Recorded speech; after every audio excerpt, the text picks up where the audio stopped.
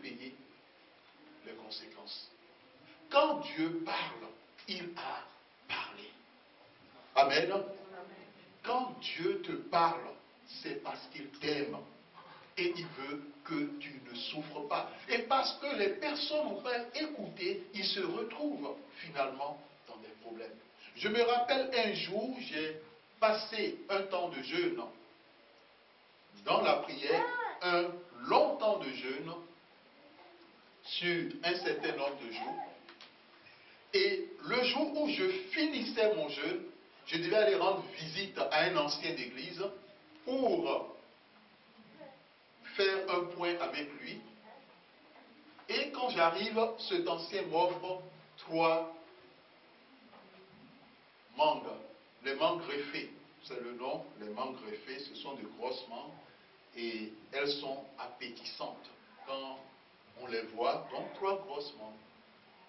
Et la première voix qui me vient en idée, je n'étais pas encore ministre de Dieu à l'époque, j'étais un simple laïc. Ah, Dieu soit loué. Tu vois, Dieu pense à toi. Il sait que tu as jeûné pendant des jours. Et maintenant, il t'offre ces mangas pour que tu déjeunes. C'était la première voie. Nous sommes entrés à domicile, mais on n'avait pas la paix du cœur. Et c'est là l'œuvre du Saint-Esprit. Quand tu es confronté à une situation où ta vie, où ton âme peut être en danger, tu ne peux pas avoir la paix du cœur. Le Saint-Esprit ne te laissera pas. Dans ton cœur, tu ne seras pas tranquille. Mais il faudrait qu'on le sache et qu'on apprenne à écouter l'Esprit de Dieu. Lorsque face à une situation, tu es hésitant en lui ou non, ne t'engage pas. Cherche la face de Dieu. Cherche la face de Dieu. Même s'il s'agit d'un membre de ta famille, cherche la face de Dieu. C'est très important. Tant que tu n'as pas la paix du cœur par rapport à une situation, cherche la face de Dieu. Dieu te dira la vérité. En cherchant la face de Dieu, l'Éternel dit, si tu manges de ces fruits, tu te retrouveras la nuit prochaine dans la réunion des sorciers. Bien-aimé, qu'est-ce qu'il faut écouter? Le fruit agréable ou il faut écouter la voix de Dieu? Les 3 fruits, nous les avons balancés à la poubelle. Et c'est ce que doit faire un enfant de Dieu. Amen. Notre sœur qui mangeait dans le sommeil, nous l'avons déjà vu, lorsqu'elle s'est réveillée, il y a certaines personnes qui mangent. Et quand elles se réveillent, elles sentent comme si il y avait une forme de digestion qui commence. Bien aimé, ce n'est pas une bonne chose. Ce n'est pas du tout une bonne chose. Tout ce que l'on mange a pour objectif de mettre en place des blocages dans la vie de la personne. Si c'est une femme, l'empêcher plus tard d'avoir des enfants, si elle veut avoir un enfant. Autre chose, derrière toute nourriture, il y a le serpent. Amen. Et dans le cas du ministère, les différentes personnes que nous avons rencontrées qui avaient été confrontées souvent, ce n'est pas une fois en passant, mais il y a certaines personnes, c'est de façon régulière. Souvent, la nourriture dans le sommeil, on était toujours en face d'un serpent. Et même dans la Bible, on le constate. Dans le jardin, par rapport à ce que l'on donne à manger à Ève, qui était derrière cela? Le serpent. Le serpent était déjà derrière toute cette manigance, toute cette situation. D'où l'importance, lorsque nous nous réveillons, de prier pour que Dieu détruise tout ce que nous avons mangé. Amen.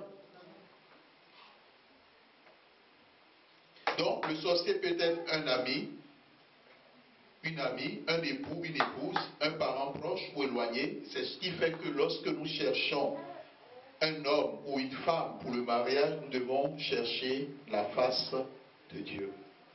Parce que certaines personnes trop pressées ou n'ayant pas la crainte de Dieu se sont unies avec des sorcières. Et ça a été le début de leur destruction. Cela peut être un oncle, une tante, un cousin, une cousine, un neveu, une nièce, un pasteur, un diacre, un ancien d'église, un responsable. Nous avons déjà donné le témoignage de cet ancien d'église où lorsque les enfants de Dieu, au moment où ils faisaient la veillée de prière dans cette communauté, ils ont vu une chouette entrer dans le lieu, et quand la chouette est entrée, ils ont invoqué le feu du Saint-Esprit, ils ont réclamé le feu du Saint-Esprit, et la chouette est tombée. Mais ce qui était délicat, c'est que le bruit, vous savez, quand une chouette tombe, elle ne peut pas faire un bruit assourdissant, mais un bruit simple. Mais le bruit qu'il y avait ce jour-là, c'était un bruit assourdissant. Et quand la chouette est tombée, elle s'est transformée en cet ancien d'église, donc en un être humain. Certaines personnes pensent que dans certains films que l'on voit, des vampires, ce sont des réalités spirituelles, mais les gens les présentent à la télévision de façon simple, comme si c'était de la fiction. Ce n'est pas une fiction, c'est une réalité. Et quand tu n'as pas Dieu dans ce monde avec toi, tout ce qui se passe, tu ne peux pas mesurer la portée. Et chacun de nous, nous ne savons pas toutes les bonnes choses que Dieu nous fait, toute la protection dont nous bénéficions de sa part lorsque nous sommes couchés, même au quotidien. Et donc, cet ancien, on l'a vu, la chouette est tombée, nous on courait vers la chouette pour pouvoir achever la chouette, et on se rend compte que, parce que quand c'est tombé, il y avait un peu de poussière, on se rend compte que ce n'était pas une chouette, c'était un être humain, c'était le vice-président de l'église. Et les yeux se sont croisés, il s'est levé, il était tout nu. Aucun vêtement. Il était tout nu. C'est le cas de ceux-là qui ont l'habitude de sortir de leur corps. Si tu es un enfant de Dieu, et il t'arrive de constater à un moment donné que tu as l'impression que tu veux sortir de ton corps, ce n'est pas une bonne chose. Cela veut dire tout simplement, les gens, pendant que tu es endormi, se servent de ton âme, les sorciers se servent de ton âme pour aller faire leur bataille. 2, c'est qu'une porte a été ouverte dans ta vie par rapport à une nourriture que tu as mangée. Et les gens veulent coûte que coûte te faire entrer dans le cercle des ténèbres. Alors tu as besoin d'une délivrance. Amen. Bien-aimé dans le Seigneur, cet ancien a pris la fuite. Il est sorti. Bon, on ne l'a pas poursuivi. Bien-aimé, on n'était pas habitué à ça. On n'était pas habitué, on était surpris. Mais il a pris la fuite. Il a pris la fuite. Et c'est après qu'on a compris qui est-ce qu'il était en réalité. Et il disait quelque chose lors d'une réunion qui a eu lieu, parce que les gens trouvaient à un moment donné que les prières sont trop.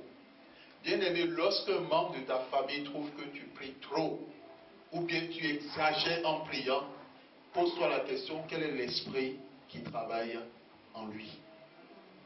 Pose-toi la question, quel est l'esprit qui travaille en lui? Parce que le Saint-Esprit ne peut pas te dire que tu pries trop. Amen. Bien-aimé dans le Seigneur, après il dira, mais je ne comprends pas ces jeunes. Pourquoi est-ce que chaque fois qu'ils prient, il y a toujours du feu partout? Cela veut dire tout simplement quoi? L'identité que tu as en tant qu'enfant de Dieu est une identité très puissante. Quand tu demandes à Dieu, Dieu accomplit. Quand tu pries, Dieu se glorifie. Et c'est la puissance du feu de Dieu qui se manifeste. Quand tu demandes au feu de descendre, le feu descend. Quand tu demandes au feu de consumer, le feu consume. Amen. Donc, le sorcier peut être un diacre, un ancien dans l'église, un responsable. Et on a déjà eu ce cas par rapport à une sœur qui, lors de la délivrance dans la communauté où elle allait, la prière a été faite. Mais il y a eu un des diacres qui a voulu qu'elle passe à son domicile pour continuer la prière. Quand elle est arrivée chez le diacre, il y avait d'autres personnes, ils ont prié ensemble pour elle.